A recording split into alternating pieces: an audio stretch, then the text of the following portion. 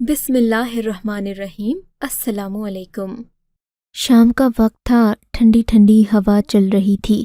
میرے دل میں عجیب سی بے چینی ہو رہی تھی۔ دل چاہا کہ میں گھر سے نکل جاؤں۔ مجھے گھر میں بہت گھٹن ہو رہی تھی۔ میں نے اپنی گاڑی نکالی۔ گاڑی میں بیٹھ کر میں سوچنے لگا کہ آج کہاں جاؤں۔ میرے ذہن میں کوئی نام نہیں آ رہا تھا۔ میں شہر کی سبھی مشہور جگہوں پر جا چکا تھا، اس لیے آج میرا کہیں جانے کو من نہیں کر رہا تھا۔ تبھی میرے دل میں ایک انوکھا خیال آیا کہ کیوں نہ آج شہر کی کچی آبادی کی طرف چلا جاؤں، وہاں جا کر دیکھوں کہ لوگ کیسے رہتے ہیں۔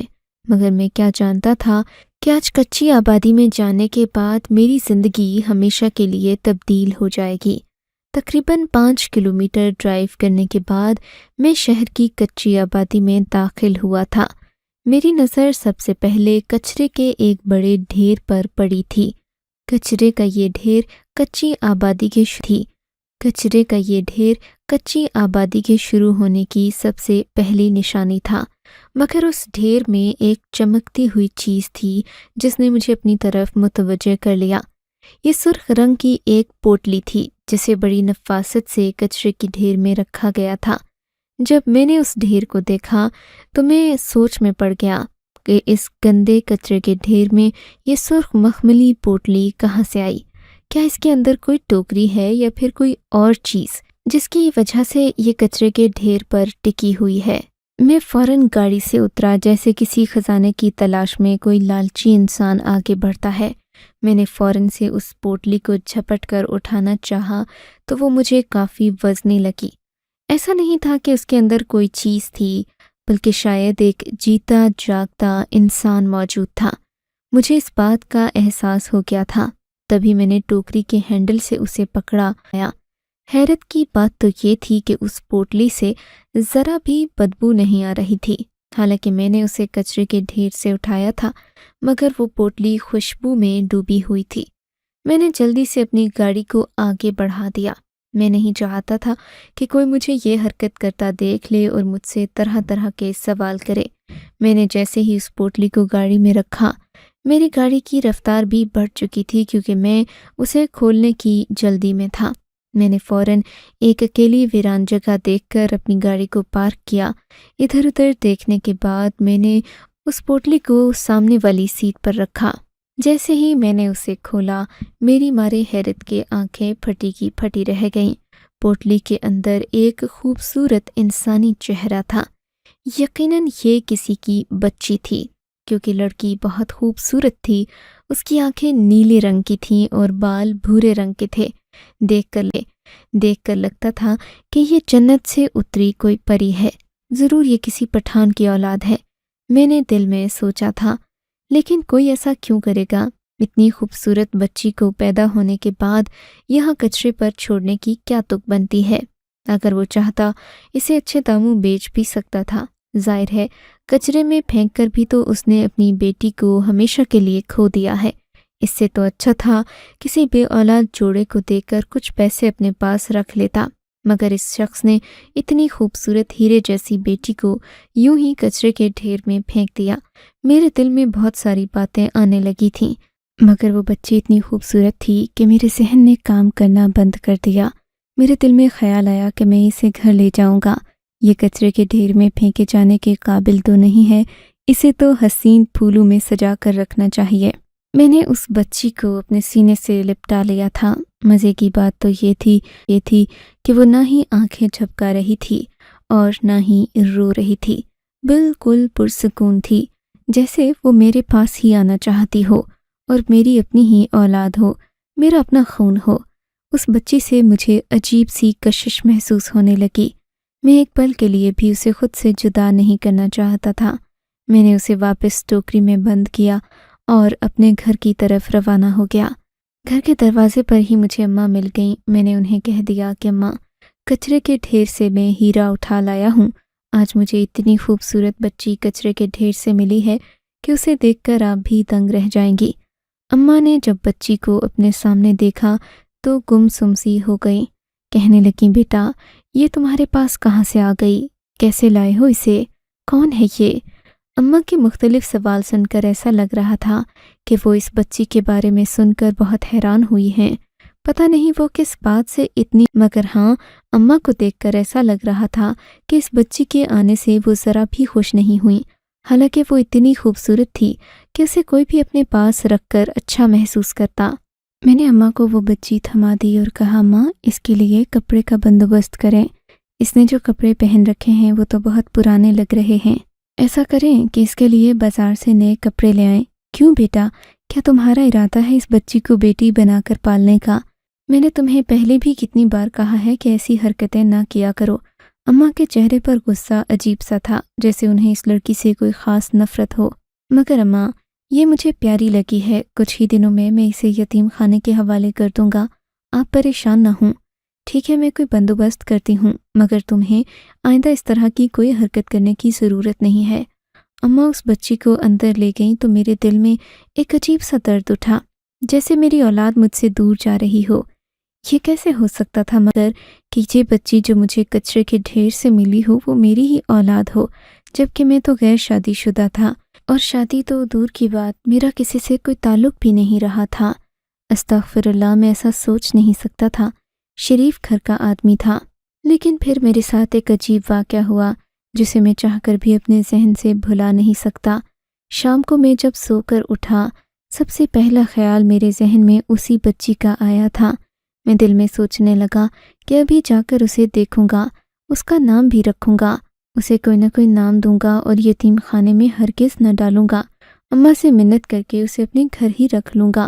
تبھی مجھے ایسا محسوس ہوا جیسے باہر دروازے پر کوئی عورت کھڑی ہے۔ میں آنکھیں ملتے ملتے بستر سے اٹھا اور دروازے تک آیا۔ مجھے باہر کا منظر صاف دکھائی دینے لگا۔ میں نے دیکھا کہ وہ لڑکی ہمارے گھر کے اندر جھانک کر دیکھ رہی تھی۔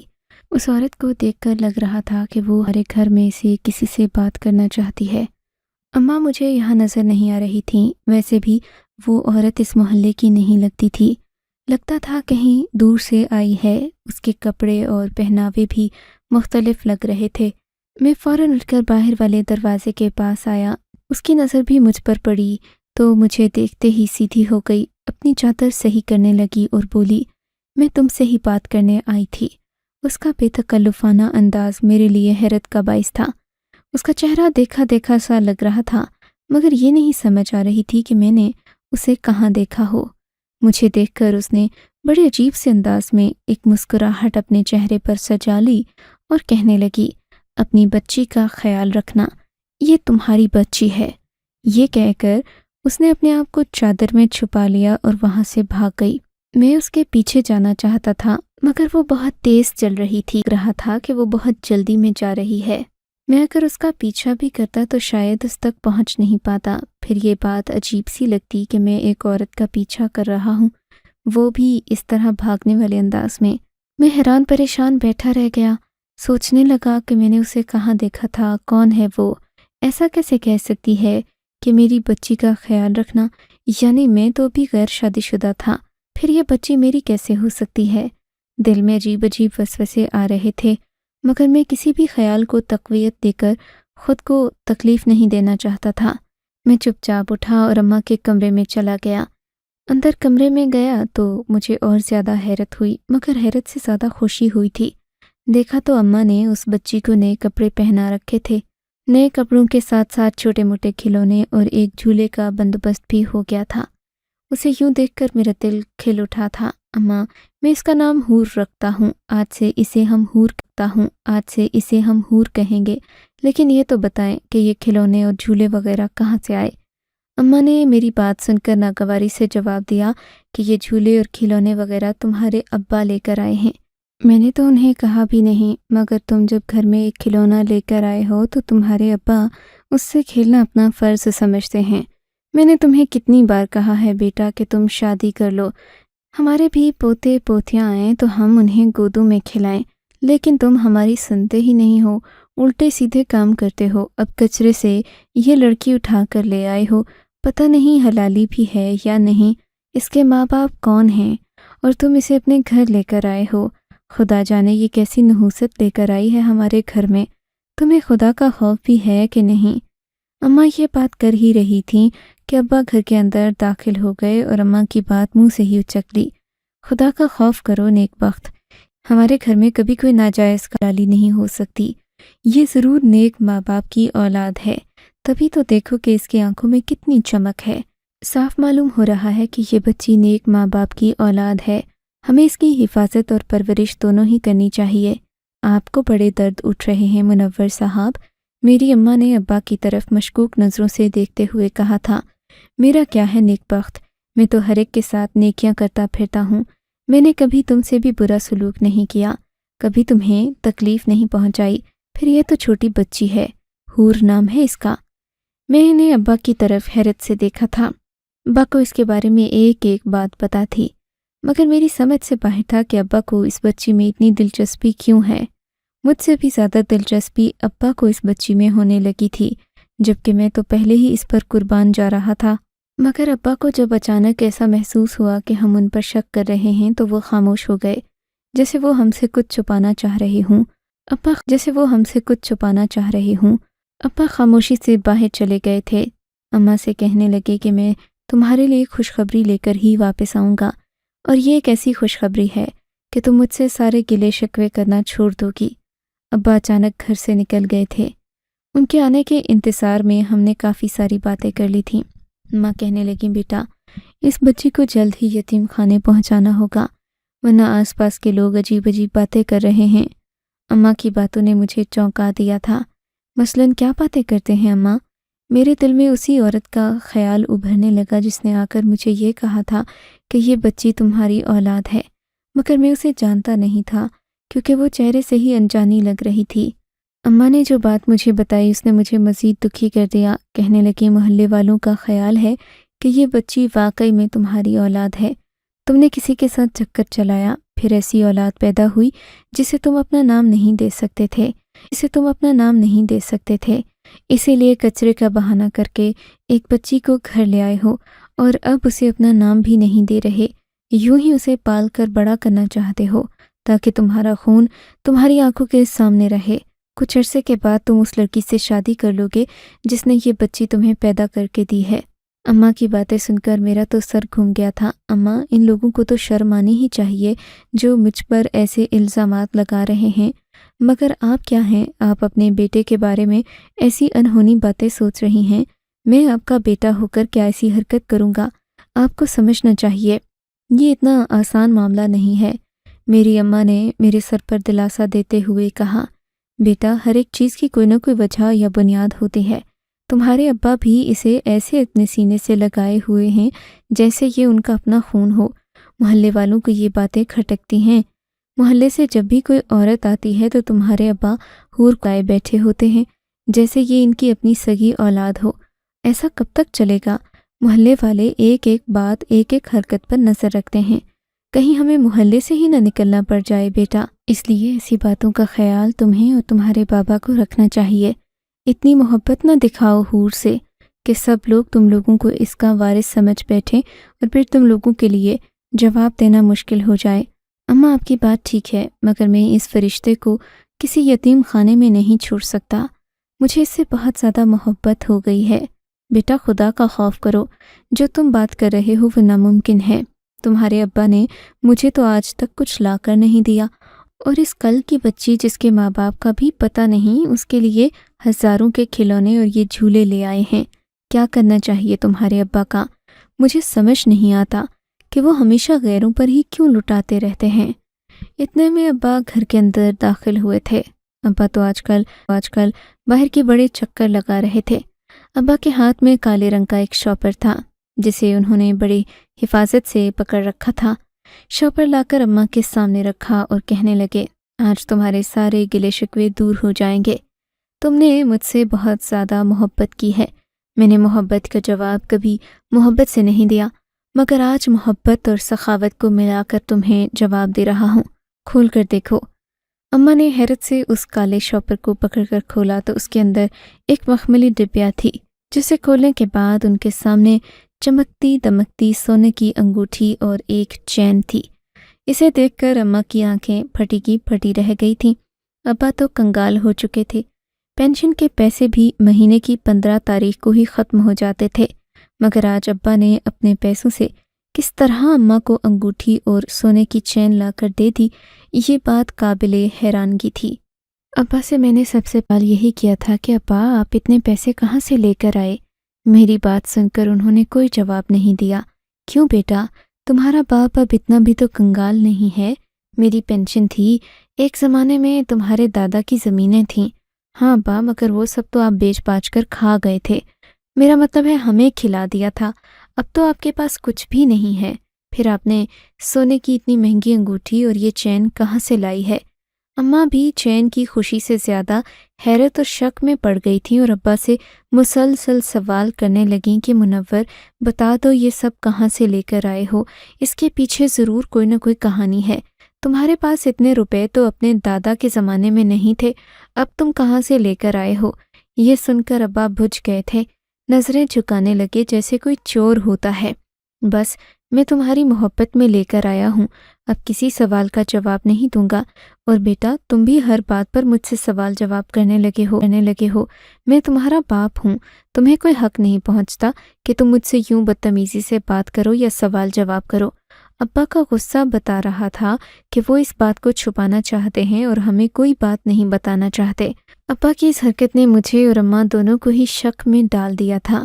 تبھی اماں کچھ دیر خاموش رہنے کے بعد بڑے پراسرار لہجے میں بولیں، بیٹا میرے ذہن میں ایک ترکیب آ رہی ہے، اگر ہم اس پر عمل کریں تو تمہارے ابا کے سبھی سوالوں کے جواب، میرا مطلب ہے ابا ہمارے سارے سوالوں کے جواب ہمیں دے دیں گے۔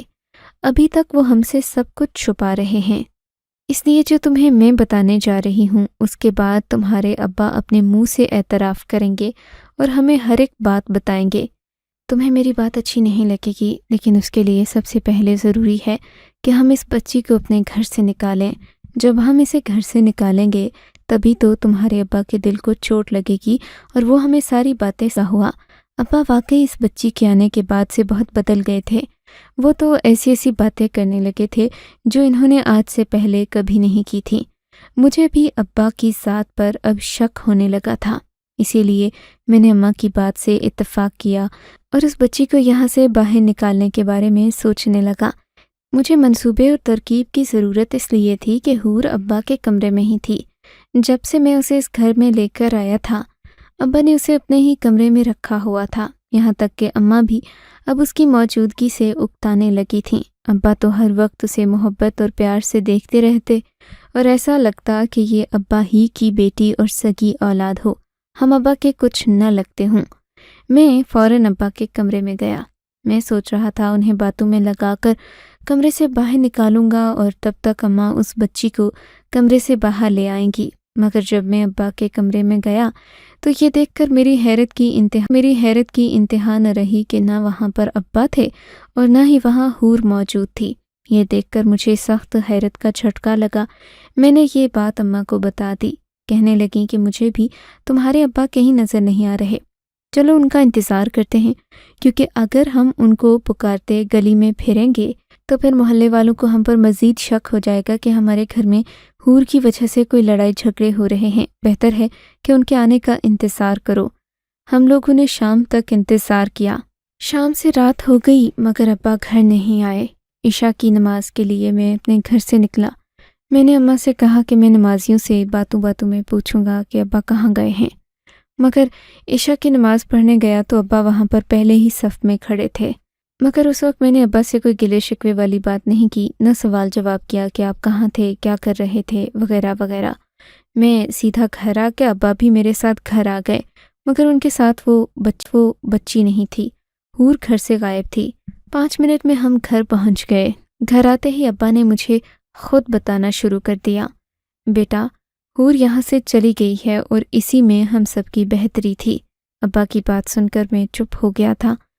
ابا آپ اسے کہاں چھوڑ کر آئے ہیں اور آپ اس سے اتنی محبت کر بیٹھے تھے، اس کا کیا؟ اب آپ کا دل لگ جائے گا اس کے بغیر؟ میں نے مشکوک نظروں سے ابا کی طرف دیکھ کر کہا تو وہ مسکرا اٹھے، بیٹا وہ کوئی عام بچی تو نہ تھی، وہ تو اس گھر میں برکت بن کر آئی تھی۔ کچھ باتیں انسان کی سمجھ سے باہر ہوتی ہیں۔ جانتا ہوں کہ تم اور تمہاری ماں میرے بارے میں شک کرنے لگے تھے، لیکن اس میں تم دونوں کا کوئی قصور نہیں ہے۔ ایک منفی ذہن یہی سوچ سکتا ہے۔ میں اس بچی کے بارے میں تمہیں کچھ نہیں بتاؤں گا، صرف اتنا کہوں گا کہ وہ ایک انسانی بچی نہیں تھی، دوسری مخلوق کی تھی۔ مجھے تو پتہ چل گیا تھا، اسی وجہ سے میں خیال رکھ رہا تھا، اور خیال رکھنے کا انعام بھی مجھے مل گیا جو میں نے تمہاری ماں کو پیش کر دیا۔ تمہارا باپ ہونے کی حیثیت سے تمہیں نصیحت کروں گا کہ آئندہ ایسی کچرے والی اور خالی ویران جگہوں پر مت جانا۔ یہ تو میری وجہ سے تم بچ گئے، ورنہ اگر یہ کوئی شیطانی سلسلہ ہوتا تو تمہیں پتہ لگ جاتا کہ تم نے کتنی بڑی غلطی کر دی ہے۔ ہر چمکتی چیز سونا نہیں ہوتی بیٹا، اور ہر ہاتھ کو آگے بڑھ کر سہارا نہیں دیا جاتا۔ اس بات کو جتنی جلدی سمجھ لو گے تمہارے لیے اتنا ہی آسان ہوگا۔ ابا کی بات نے مجھے بالکل خاموش کر دیا تھا۔ میں ابا سے کوئی سوال کرنے کے قابل نہیں رہا تھا، کیونکہ میرے دل میں ایک عجیب سا خوف بیٹھ چکا تھا، اور میں اب اماں کو اس بارے میں کچھ نہیں بتانا چاہتا تھا۔ آپ مجھے ضرور اپنی رائے سے آگاہ کیجیے گا۔ کیا کبھی آپ کے ساتھ بھی ایسا واقعہ ہوا ہے؟ اگر ہاں تو تفصیل سے لکھیے گا۔ آپ کو اگر یہ کہانی اچھی لگی ہے تو اس ویڈیو کو لائک کیجیے، اور اس طرح کی مزید کہانیاں سننے کے لیے ہمارے چینل کو ضرور سبسکرائب کیجیے۔ کہانی سننے کا شکریہ۔ آپ سے ملاقات ہوگی اگلی ویڈیو میں، تب تک کے لیے اللہ حافظ۔